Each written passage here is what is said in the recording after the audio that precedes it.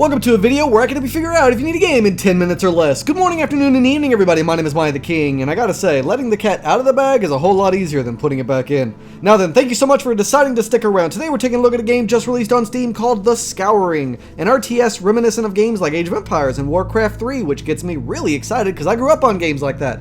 Developed and published by Orc Group, love the name, released in early access and selling for $25. So, what even is this game, and is it even worth it? Well, it's about a war between orcs and humans, and that's about it.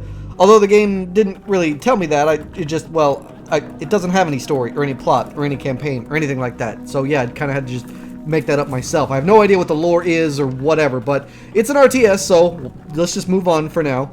Immediately upon logging into the game, I was met with a rather pathetic looking title screen. It's a bit nonsensical and awkward to look at, but not badly organized and rather straightforward, I will say. I didn't have high hopes, and that came from the title screen alone. However, as I actually go into the game, I noticed the graphics were actually rather pleasant. There's a gentle sophistication in the artistic design and quality and overall graphical quality that was actually enjoyable. It reminded me a lot of Warcraft 3, but with far better graphics, and it was actually really nice. They even added in a bunch of unnecessary but highly appreciated animations, which surprised me, with a day and night cycle included. Yeah, overall, the graphical quality and artistic design was actually rather pleasant. Before getting into a match, however, I noticed a distinct lack of, well, user interface elements. The game is severely lacking in content right now, which is to be expected with it being in early access, so I wasn't too upset by this and desperately hope that they include more content in the future. And to be clear, the more content I'm expecting is things like unit types, building types, different races or factions to play, more options in the user interface, stuff like that. Currently, it's just orcs and humans, but my favorite races to play in Warcraft 3, for example, were the Blood Elves and the Naga, so perhaps the devs can add in more factions to play as later down the road. But the user interface itself, while looking fairly decent for the most part, as well as including a lot of functions, you'd hope to see like a button telling your units to attack move, which some of these RTSs don't even have, but it is still lacking in some ways, however, like there's no way to rotate your camera, no way to zoom in or zoom out, no real way to affect the graphics either other than the resolution, which is also kind of broken, by the way. Hell, I spent the first 10 minutes in game just fiddling around with the resolution because it wasn't doing what it was supposed to be doing. But overall, the user interface did pretty much what I wanted it to do, and the biggest thing here was the controls and the overall mechanics of the gameplay, which worked fairly well and were natural and comfortable, which of course improves the overall experience for the gamer. So now let's talk about the gameplay, and I'm going to be honest, it's kind of awesome. It's like a weird amalgamation of Age of Empires meets Warcraft 3. You have an environment you can affect, like chopping down a whole forest, gold mines that you have to harvest, as well as farms you have to build to maintain your units. See, your units in the game constantly consume food, and the more farms you have, the more units you can hold at one time, rather than using the tired and true population cap. Luckily, I never really liked the population cap, so this is a nice change of pace. You can build walls and towers and upgradable buildings, but you can also place your units onto these defensible buildings to give you a bit of a cool aesthetic, but also improve your overall defenses.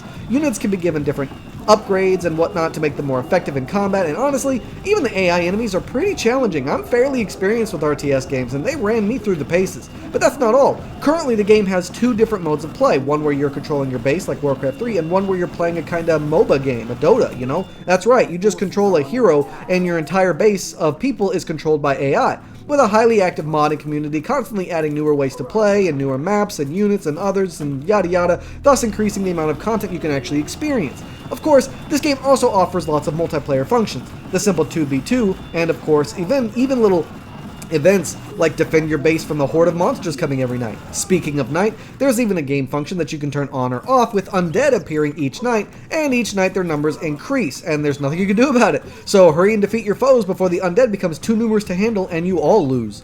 Overall, the gameplay of using different units and watching them slug it out in combat is actually nice and flows fairly well. Sure, your units look like a mosh pits of slashing and smashing randomly, but older games did this a lot and we still love those. As long as they're using abilities and they're not being stupid about their pathing, then it's fine, I suppose. But otherwise, the gameplay is fairly straightforward classic. If you've played classic RTS games, then you're going to feel right at home with this one. Let's talk about the stability next. After all, it is an early access game, and typically this is a fairly significant hurdle to overcome and ruin a game. And, well, I got some good news for you. The game ran as smooth as silk-covered butter. I never experienced frame rate drops, crashes, clipping, or any other bug besides a unit getting stuck here and there. Now, I can't speak on the online play because I wasn't able to do so. When I first entered, there were no lobbies, and then when I returned later to check again, there was only one match with a couple of people, and they were using mods that I didn't have and didn't have time for. So, can't really comment on the online connectivity stability, but everything else was working rather fine, so to that I could say it was well done.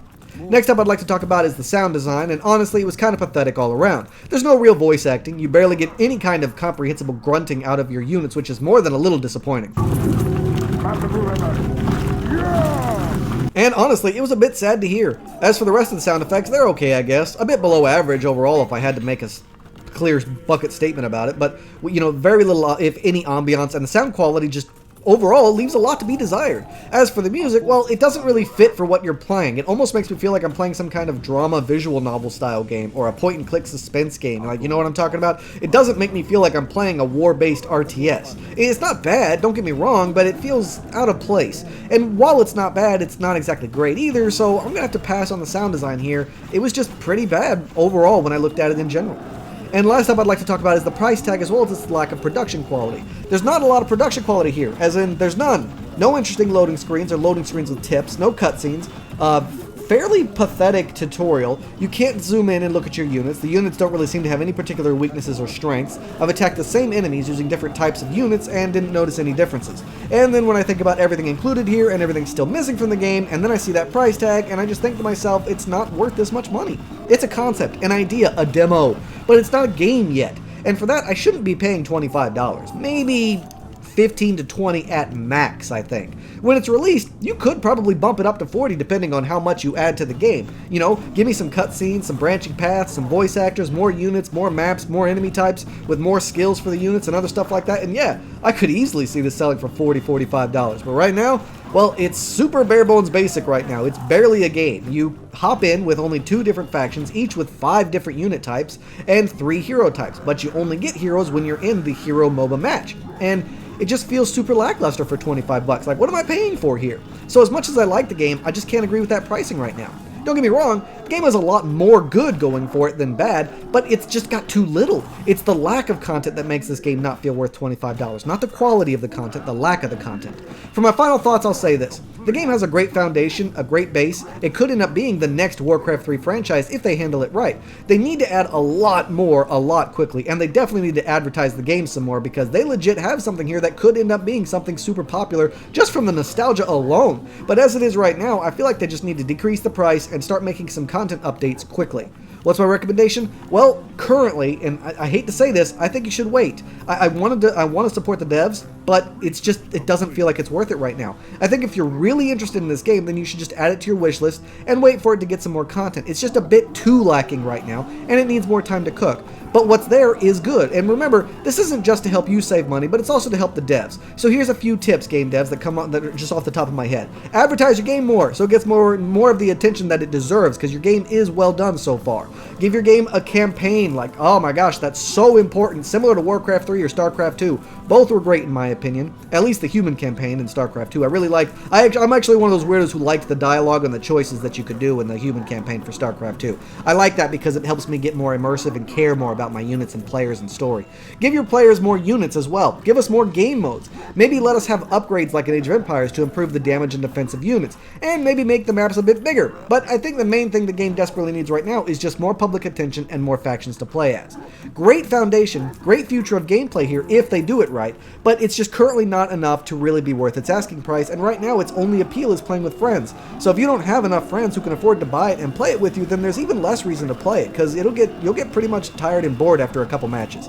So yeah, my recommendation is just keep an eye on it for now and see if they make any progress with it over time, and then buy it, because right now it is pretty awesome. It's pretty good right now. It just doesn't have enough, and that's its biggest downfall. It's a really great start to what could be something interesting. It's just not there yet.